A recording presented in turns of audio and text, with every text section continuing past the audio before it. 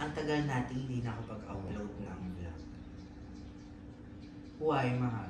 Sabihin mo na yung totoong reason na naghiwalay tayo ng 6 months. Nag-break kami. Every single day, I'm gonna make something great. That's my way. Every single day, I'm gonna make. Hey mahals! Welcome back to our channel, Freaking Jerk! So, bago sa aming channel, make sure to subscribe and hit the notification button para ma-notify kung meron bagong Video! Yes, naalala pa namin yung intro namin. Kasi kung di sinabi yun mahals, parang ilang buwan akong nangati para sabihin yung mga linyang yun. So, first time. Bas, hindi na namin alam kung paano. Ang tagal natin hindi nakapag-upload ng vlog. Why, mahal? Sabihin mo na yung totoong reason na naghiwalay tayo ng 6 months. Nag-break kami. Charot. Walang ganun. Wala kami, hindi walang nag-break. Guys, hindi kami nag-break. Talagang nag-break lang kami sa pag-vlog. Yeah, like hindi naman, ano Hindi siya? natin siya masabing short break kasi matagal din. Oo, tagal. When Parang was our last upload? Taiwan Oh, vacation? Taiwan pa yun. Anong month? Taiwan ba yun? Last year. Yeah, Taiwan. Yeah. Kasi sobrang busy namin mahal sa mga kanya-kanya naming work talaga. Yes, Busy. it's ang pinaka-reason talaga yung pagka-busy namin dalawa. Kasi as some of you may know, meron naman kaming mga full-time works ni Mahal. May Then yung full-time, sa kanya, may part-time ka pa. oo, may full-time work kami, then may part-time work pa din ako as a financial advisor. Samantalang si Mahal, as in sobrang, ang daming time niya is napupunta sa full-time work niya. Ganun. Yeah. So parang instead na mag-vlog kami, iniisip na lang namin magpapahinga na lang kami. Yeah. Tsaka nung mga, may times na trinay namin mag-vlog talaga. Like, nung umuwi kami ng province, nung umpisa trinay namin, pero alam mo yun yung, hindi na namin mas na-enjoy namin yung moment, parang ganun, hindi na kami nakakapag-vlog. Enjoy na lang talaga namin. Pero ngayon, Since- masasabi ba natin magpa-promise tayo na mag-vlog? Hindi tayo Hindi natin tayo mag-promise. promise. Kasi parang yung setup ganun pa rin naman. Pero kaya nakapag-vlog kami ngayon, mahal, kasi naka-live kami and nasa Puerto Galera kami today.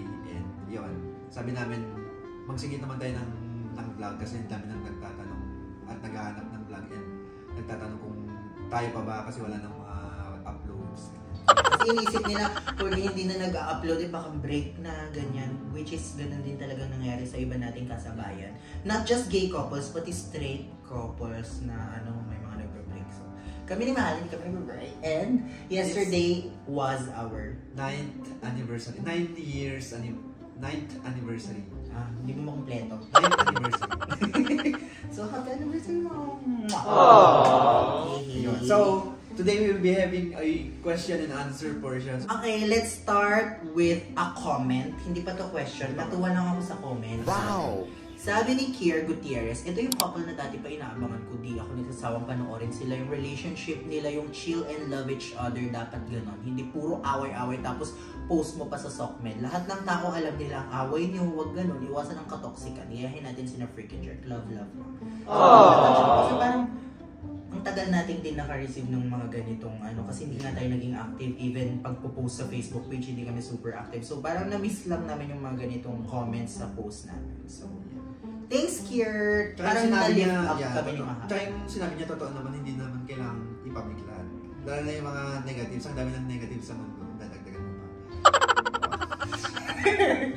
Okay, start na natin ang question and answer. Sabi ni Mariel Almendras, sa 9 years niyong relasyon, ano pa yung dreams niyo as a couple na gusto niyong matupad? Dreams, talaga, maging mas successful pa kami financially.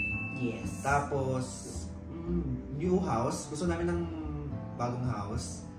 Dream house. Kasi Dream hindi house. naman talaga yung condo unit yung dream house namin naman. Gusto namin, titira kami sa peaceful place. Yung ganun. But at least nasimulan na natin yung sa condo. Pwede ang gawin natin doon pag Investment pa rin siya. Oo. Ayan. Tsaka car, more travels. Wow, dami. Ganon. Tapos yung kami na din yung makakatulong sa iba. Mga ganon. Ganon yung goals namin, mga Ross Espejo. Besh, ako may tanong, paano or ano ang love language nyo sa isa't isa? Ako ang love language ko is English.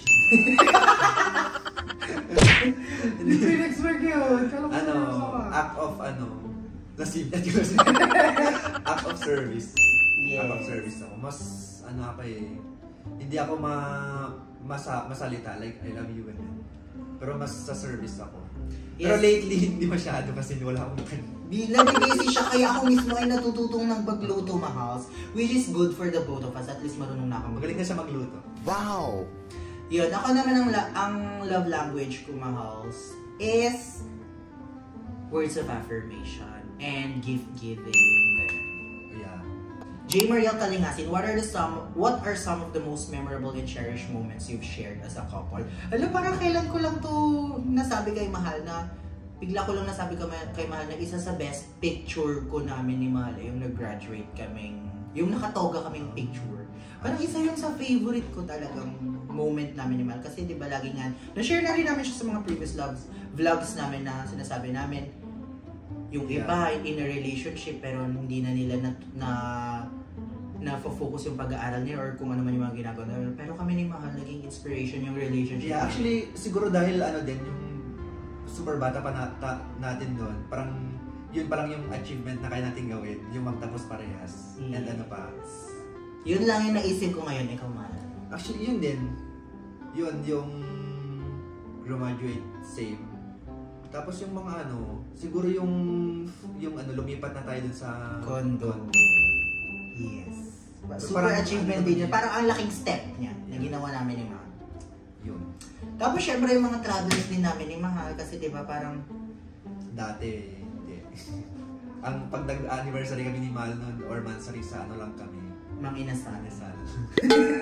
Wag mo naman nilalang Ay, yung di Mang naman Inasal. nilalang. Favorite namin ang Mang Inasal, guys. Oo. As in, meron kaming mga moments na, tara kayo tayo sa Mang Inasal. Ganun ba rin kami yung pag nagutom kami. Wow! Tapos sinasabi niya sa office mates niya nun, saan kayo mag-date? Sa mag-Inasal. Yung mag-date yung office mates namin nun parang, wow, steak dinner, wine, ganyan. Pero hindi kasi kami ganyan. We're not that kind of couple na magsa-celebrate sa ganun. Though gusto din namin siya, pero parang hindi namin siya fully ma-enjoy. Mas masarap yun. Jet Del Mundo Pili na isa sa top fans natin. Ano yung pinakamalalang ginawa mo in the name of love? Ay, ano ba? Na-share ko na rin ata itong sa akin eh. Yung inaakyat ko yung bahay para lang mapuntahan ka. Ganun. Kasi college pa to, Mahal. Tago kasi. Tago kasi kami nga ni Mahal. So hindi pwedeng papasok ako sa main entrance ng boarding house nila. Openly. Nang openly, may CCTV doon and all. So ako sa super patago ako, sa labas ako, inaakyat ko yung gate, hanggang sa bintana ni Mahal, ganun. So parang, what? Nagawa ko yan nung college ako. So ganun kita ka, Mahal. Wala akong maisip. I think is yung napa-out ka na dahil sa atin. Siguro Kasi yun di ba ang- wala ka namang plan talagang mag-out, even nung college pa kasi nga. Siguro. Yung bravest, na rin yan. Kasi isa ko, takot din ako nun. Ayun. Yung naging public. Tagay mo nagpa-vlog. Kasi ang dami pa rin ngayon, hindi pa naman out eh. So, ibig sabihin wala pa yung, hindi pa sila courageous enough. Open up. And, be in public ko. Next, Carlos Viana. Sino yung unang nakipagkilala sa inyo po?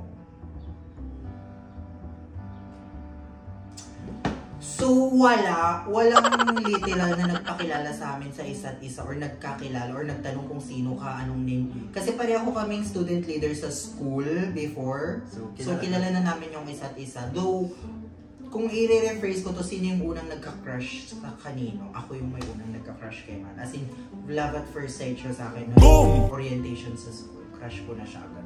Ganun ako kalala. Ako nun hindi pa, iba pa yung trip ko. Next, Josh Yuhan, masikip pa ba? O, ikaw ang dapat sumagot niyan. Hindi na. Hoy! Masikip! Are you looking forward for this year? Na yung maayos ko na yung physical, yung physique. Hindi kasi nag-start talaga ako mag-gym ng Mahals, pero na-stop kasi wala din talaga akong time. Nag-enroll nga ako for 1 year, pero mga ilang days ko lang, or mga so hindi ko nasulit. Ayun. So yun yung pinakagusto ni Mahal na ano this year. Samantalang ako naman ay maging successful dun sa part-time ko. Kasi meron akong goals dun sa part-time ko na parang this month gusto ko full-time na ako. Wow! So yun yung nilook forward ko talaga for this year. Okay. Sabi ni Mylene May Cruz, did you too feel something they called na YouTube burnout amongst vloggers? Like nawalan ng drive to make contents or you two are just very busy sa personal stuffs? Na-miss po namin kayo. That's so sweet. Yung na-miss po namin kayo, super sweet na for us Mahals. Pero feeling ko hindi naman kami na burnout sa... Yeah. Siguro yan yung sinabi niyang busy. Tama ka. Na-busy lang talaga kami Mahals. Pero yung regarding sa contents, gusto talaga namin siya. Kung may time lang. Yeah. Why not? And actually naman Mahals, yung sa YouTube is hindi naman talaga namin siya ginagawang full source of income. Kasi kahit konti lang yung kinikita namin even before, ini-enjoy talaga namin siyang gawin. Yeah. So parang bonus lang yung kinikita namin sa YouTube kasi nga may mga works din. Yes. Ayun. So dyan na namin tatapusin Mahals. So far at least meron kaming na-shoot agad ngayon. Super nakakamiss. Yeah, and in-enjoy ko na naman itong pag-shooting namin Mahals. So sana may ma-shoot pa kaming iba kasi nandito nga kami sa Puerto Galera. We might share some tips and tricks sa pagpunta nyo dito, saan kayo titira and all. So ayun Mahals. Ayun Mahals, sana nag-enjoy kayo sa aming vlog for today. Kung nag-enjoy kayo, please like, share, comment, subscribe, and share the love. This has been Big Fairy. And Jack Benzo. Bye Mahals! Stay safe and love yourself!